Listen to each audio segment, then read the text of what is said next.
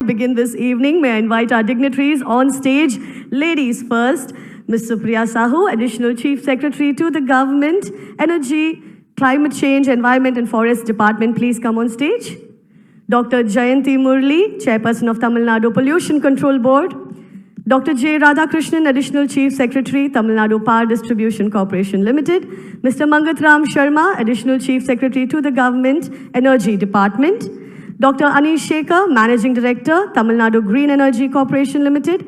And Shri Manikandan Nair, Associate Vice President and Response Head, The Times of India. Please come on stage. This is the first of its kind when it comes to the Times of India. The GreenHorizons Conclave is presented by the Tamil Nadu Green Energy Corporation Limited. The power sector in Tamil Nadu has seen several reforms and reorganizations to keep up with the evolving needs of the people of Tamil Nadu. The Tamil Nadu Transmission Corporation Limited and Tamil Nadu Generation and Distribution Corporated Limited were established as subsidiary companies when Tamil Nadu Electricity Board was reorganized in 2010. And in 2024, Tamil Nadu Green Energy Corporation Limited was formed to primarily focus on green energy business. Be it hydro, wind, solar, you name it, they've got it covered. For instance, the Paikara hydroelectric scheme in the Nilgiris region, the Kadambare pumped storage powerhouse in the Pollachi region. These have been vastly successful in hydroelectric power generation. Tamil Nadu stands in the second position in India in terms of installed wind energy capacity, thanks to our high wind power generation installations in Kanyakumari, Tirunelveli, Theni, Dindigul, Tenkasi, and Coimbatore. And when it comes to solar, we've made significant strides in harnessing solar energy to complement the state's wind energy capacity. This includes developing solar energy infrastructure, promoting rooftop solar installations, and overall reduce reliance on fossil fuels and aid in transitioning to sustainable sources of energy. Now, GreenHorizons is powered by the Tamil Nadu Pollution Control Board, a statutory body entrusted with the implementation of environmental laws and regulations in the state. It constantly seeks to create comprehensive programs for the prevention, control, and abatement of water and air pollution. And to achieve the same, they've established 18 environmental laboratories across various district offices for analyzing water, wastewater samples, as well as air emissions. It also oversees hazardous waste, biomedical waste, plastic waste, and electronic waste management through various rules and authorizations. For the effective and efficient functioning of the organization, the board has a 3-tier system. Number 1, the head office in Chennai. Number 2, 9 zonal offices. Number 3, 44 district environmental engineer offices. Good evening, ladies and gentlemen. I'm slightly not well, though I should have retired, but I thought let me go and face it.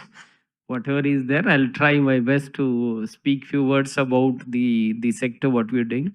First of all, I would like to thank Madam for giving this a wonderful title, which only you can give, nobody else can.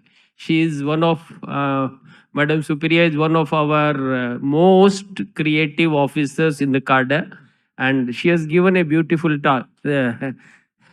thing. I think even she has beaten our Radhakrishnan also. So we will do justice with this thing. And normally what happens is that this is happening with the Environment Ministry. As you know, their job is to regulate, our job is to destroy. So we are trying to make this healthy thing is that where both regulation and the development, they can go together. So in my opinion, that should be the theme of this thing, without doing any damage, without destroying the climate, without doing any damages, how we can do the development of the energy sector. That is one of the things I'm looking at. Normally, you have been saying the pollution control board, if you don't take it in that negative sense, she is saying that powered by this, energy powered by, because normally you only puncture it. So I hope that this powering thing will be continued. and you will be able to give it some guidance and help to support, because the problem which Radhakrishnan faces when he goes down through the winch, and he knows that there's only one way and there has to be some diversion and this has to be rectified. So that is why we come to madam to know, to find out some help and do it. So with this positive environment, I just want to say that as far as the government is concerned, we would like to kind of assure you here in the beginning that we are giving full attention to the stakeholders. We have about 26 gigawatt or 26,000 megawatt available in under the green energy sector, and the challenge is that we have to double it in next 5 years. Therefore, we have to work very, very hard both on the transmission sides. We are creating through, not only through government but also through the private sector, and luckily private sector is coming forward with huge investments in the major transmission lines. We have already done the green corridor 1, green corridor 2, and now we are all talking about green corridor 3. So with those kind of thing, investments coming both from the state government, central government, and of course from the private sector, we are looking at huge potential for kind of creation of huge infrastructure in the transmission sector. So therefore, after that, obviously, we'll be able to take the other developments which is happening in this. For example, if you look at the wind energy, we had approved some policy about 6 months back, which was first of a policy. It was slightly done in a hurried manner. But when we went to the wind energy conference sometime in November, the stakeholders told us the difficulties, and we were very, very quick.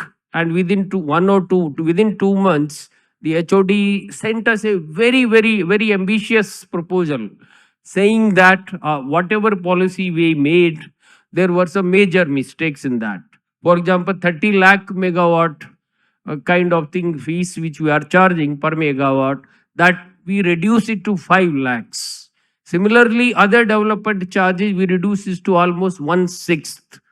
Also, other kind of thing, major amendments we were able to make, and these bold decisions were possible only when we are doing along with the stakeholders. Otherwise, normally in the government, when we are working, we work in the silos and we are not aware of the things. So therefore, the conferences like this become much more important, where we know what is going and what is the actual requirement from the stakeholders, and from the media group. Definitely they'll be able to give both plus and minus, because normally the stakeholders, they will expect everything from the government, but at somewhere we need to do the balancing. Therefore, major sector coming to this, we are expecting that wind energy, all our old windmills and the things, they should see a major investment coming in. And we have amended the policy to, and we have made it very, very kind of conducive, where the investments will come. And we will like to assure you from the corporation side that not only the hand holding, but also we will make sure that all the windmills are repowered, re-engineered, and any other, not only that, but also the kind of mixture of both the solar as well as the wind we are permitting. So those kind of mixed solar farming also we are allowing, and that also will be, it has been approved in the revised policy. So with these revised policy, we will be able to we will be able to get at least somewhere, or at least, or 8 to 10 megawatts or gigawatts of wind energy. That is one thing we are expecting. The second obviously is from the some kind of, we will say that storage capacity, BESS and all everywhere. I think every month we are going for new tenders, and major investments are coming into storage, and this thing also, battery operated warehouse storage systems are coming. Third major will be from the storage, because hydro, I would say that micro hydro was slightly neglected in between this thing, while the northern states did a great job, but we somehow missed it, and we are trying to focus that from the micro thing, and similarly from pump storage also there is another area which we are working. And if some kind of support is required from the government, we will be more than happy if that comes as the recommendation, that this is a kind of, not only from the government of India, but state government can also come out with some support, some viable funding gap, which the stakeholder think is that absolutely required. The government will be more than willing, happy to provide that kind of grant to because this is one of the highest priority areas.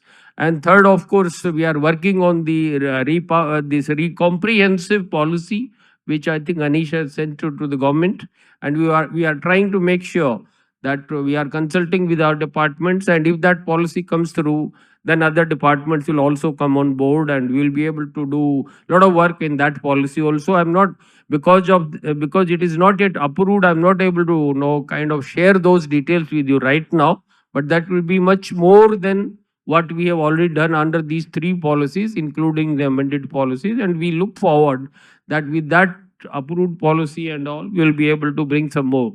The last point, of course, is the kind of thing which we have to do, let us say, in the note, because the fishermen and other, therefore when it goes to that kind of ocean energy, we need to kind of work on this. And we are working with the stakeholders on that account also, the wind energy, and the, of course, the naive the institute which is there, that is helping us also in that regard. And we will work on those kind of things. The details will be shared by all of the officers who are dealing with this issue.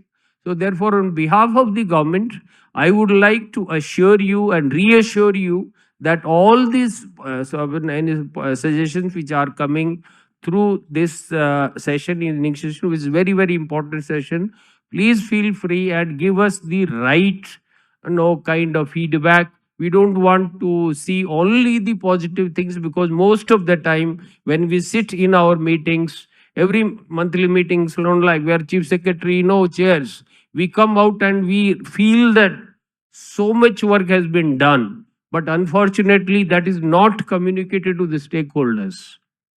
So these kind of things, you can feel free and please let us know what is happening. And at the same time, any correction, so course correction is required, we are very, very open to you. And if it comes to at right time, then we can perhaps do it with less pain. And therefore, on behalf of the state government, on behalf of all these corporations and my own department, I would like to assure you that we are open to all your suggestions, and we look forward that these recommendations come this in some form of some report, so that it gives some leeway in talking to the finance department, and we'll be able to convince it. Because I have no doubt, but because when it comes from the Radhakrishnan side, being an old finance DS budget, I think he has a soft corner and he's able to convince all the higher ups in the finance department and the CMO, and he's able to get that thing to be approved. And so this is the golden opportunity where all these four officers you might have seen, they are all hyperactive, very positive, bubbling with energy, and we should really make use of this. And I, on behalf of the state government, I think Radha knows it, that I am not stopping any things, and I am trying to be proactive from my side. Of course, Chief Secretary is there to help us, and we have been getting decisions very, very fast and very quickly, and very, very bold decisions. So therefore, I look forward that some recommendations come to us which we are able to implement. Thank you once again for inviting me, and it's really a privilege. Thank you, ma'am, for giving this opportunity.